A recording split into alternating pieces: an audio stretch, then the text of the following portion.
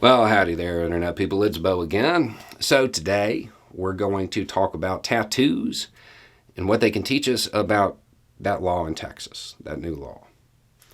Because I got a message and it was pretty entertaining. I'm sure you're going to get a bunch of people asking you to talk about the new law in Texas. That's true. I did. And I'm sure that if you do it, it's just going to be a rehash of all of the other times you've covered this topic. That's also true. Really would be. My views on this haven't changed. So instead of that, can you answer a question? I know that you're on the choice side, but why then do you have so many kids? I actually get this question way more than you would think, but the easy answer here, the easy out, is that we made the other choice on the choice side. That's the easy answer. That's the easy out here. It doesn't address the actual sentiment that causes this question. There's a base belief among a lot of people that suggests however you run your life is how you feel society as a whole should be run, and that you should support the state legislating it that way. That's just all wrong. That's just all wrong. I don't like visible tattoos. I don't have any. If I'm wearing a shirt and shorts, you don't see any tattoos on me. My wife, she has a visible tattoo because she has bodily autonomy. So let's say I decide I'm going to try to take that away because I want to enforce my viewpoint on the entire society using the power and violence of the state. So I lobby legislators to pass a law saying in the state of Florida you can't have a visible tattoo. You can't tattoo somebody if it's in a visible location. Okay? What happens?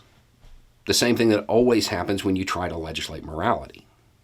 When you try to legislate things like this, whether it be prohibition, whether it be this debate, whether it be the war on drugs, anything, the same thing always happens. Nothing. Not really. It doesn't stop. Whatever the behavior is that the legislation is supposed to end, it doesn't stop that behavior. That behavior continues. In this case, let's take the tattoo case. What happens if you're middle class? You have a little bit of means, right? So when you go on vacation, you get your tattoo. You cross state lines, do it somewhere else. That's what happens, middle and upper middle class. If you're really wealthy, well, you just hire an artist to come to you. Do it in the privacy of your own home. Nobody has to know. What if you're poor? What happens then? More than likely, there's going to be people who are trying to fill that black market. Now, they may not be as good, they may not be as safe, but they'll provide that service.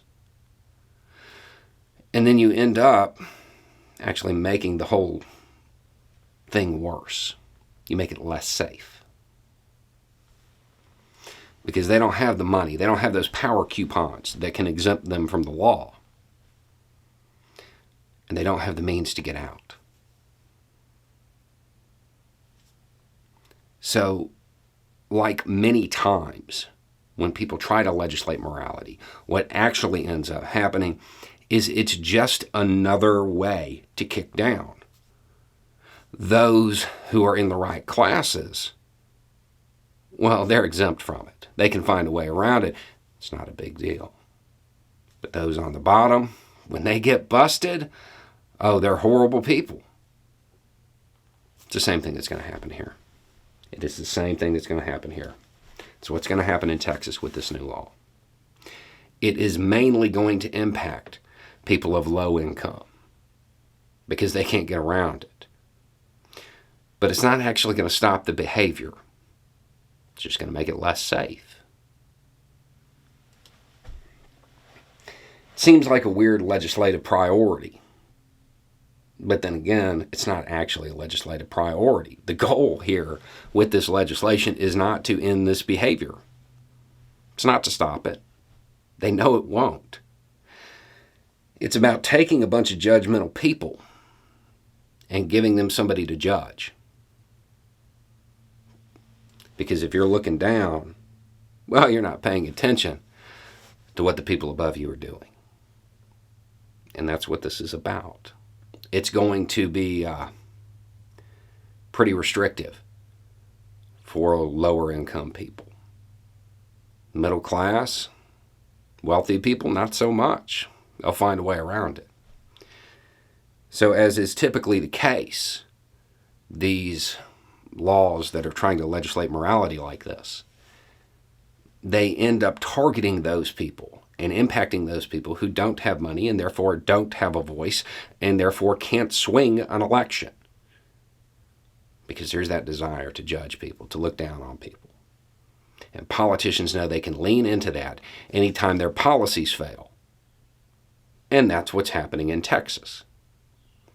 There are a whole bunch of things going on in Texas that are way more important than this. But then again, this isn't designed to be effective. It's designed to create scandal and give you somebody to look down on. Anyway, it's just a thought. Y'all have a good day.